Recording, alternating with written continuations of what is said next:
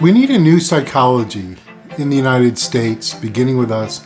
And I'm going to talk about, what it is and what you can do, what that philosophy is, and how we go to a higher level. Because the country is very much needing it.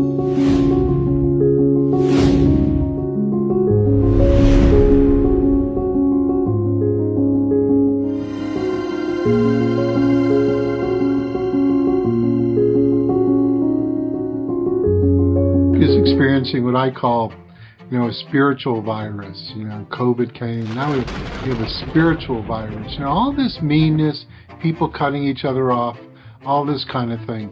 It's gotten out of control. And we as, I'm sorry to say this in a way, it's almost like an ant colony or a bee, the frenzy of our actions. I mean, the internet does that in some ways because it puts out that everyone can be successful, everyone get money, make posts, all that. And that's cool. That's great. And it has to be with a purpose, right? We just can't have randomness. And I think that's where society has to grow. And the work I've done, the life I've lived, the training I do, all that can help to bring about a change in our psychology.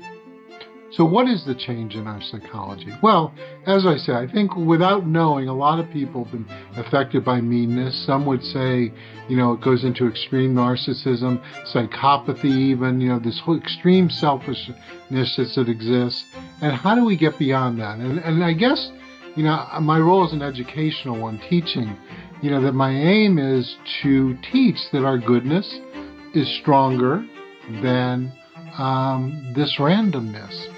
And that's what's going on now. So it's particularly in the United States, where, we have this election and, the closing phases, this is such a clash. We're throwing around terms like fascism. When I was in fourth grade, thereabouts, they showed a film in Scranton, Pennsylvania, called Night and Fog, which I encourage people to look at. It showed piles and grotesque piles of skeletons of mainly Jewish people in concentration camps, like bulldozers moving skeletons. That's what fascism is. Let's not kid ourselves. We can have off the cuff, out of control leadership. Fascism is kills its own people and kills people. And on the other hand, Donald Trump is, the cursing and the low IQ and all that, look, we're talking about a country. So I'm saying it's coming from both sides, if you see what I'm saying. And that's just politically. And because I've seen our challenge, our problems, and they go deeper. They go into our spiritual center, into our legal system, probably our economic system. I sense it in our healthcare systems. Everywhere it's this, greed or selfishness, based on fear, right? That people are fearful that we're not going to get our share or we're going to get sued. The legal jeopardy is probably threatening people left and right. So this is where we have to set a better tone for philosophy, for society. And why I say, things like purpose is stronger, that people define their purpose. And purpose to me means you're contributing positively to society.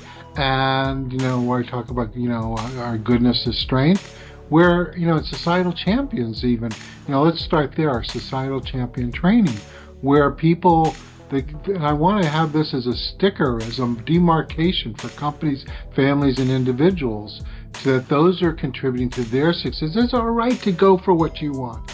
And you have to be cognizant of the whole.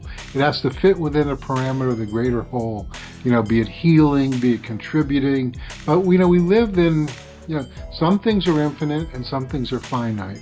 And we have to live with a sense of consciousness. And that's what all the changes in society are about.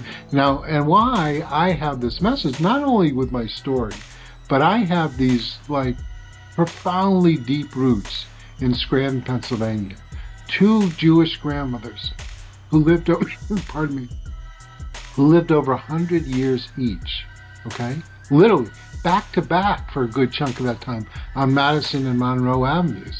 And then after their husbands died, a doctor and a lawyer, they moved up to Clay Avenue, okay? So I had this, in just chicken soup and barley soup and all this kind of, one grandmother's, soup, toughen my stomach, pea soup with hard salami. So it's that chicken soup we've got to save in society. It's humanity itself that we're at risk of losing. And my story and my work is saving society. Potentially it's there. And so I want everyone to get this, good people, which is most of us, to get the coaching, training, and mediation with us. Bring about this societal shift. Like in this election, again as an example. Yeah, it's important who wins and all that, but it's more important that we have a country, that we learn to be respectful, that we learn to work together, that we rebuild cities like Chicago, Philadelphia, we do our work in Boston, look at San Francisco, that we just have, much more coherence and much more strength within. Not saying the enemy is totally within, but our weaknesses do come from within, and we have to build that up, and our outer enemies will respect us more. So it's the philosophy I'm bringing. I believe it's the philosophy the world needs. It's about a shift in psychology towards purpose, towards our goodness, towards collaboration. And so, on X and all these, but we gotta bring it down and make your point and do it in the context of a greater whole. I did the And the New America video, my largest video a few years ago now, and it's make your point and allow for the other point. Yours and someone else. I hear what you're saying, and I feel this way. So go to our website, learn about our coaching, training, and mediation. I'm glad to help. I want people to get this work. And basically, I want to see a shift in the psychology of America. Okay? And we'll go out from there in the United States. A friend in Latin America who says, well, America is South America too. So I want to begin in the United States and shift outward. And we can do it.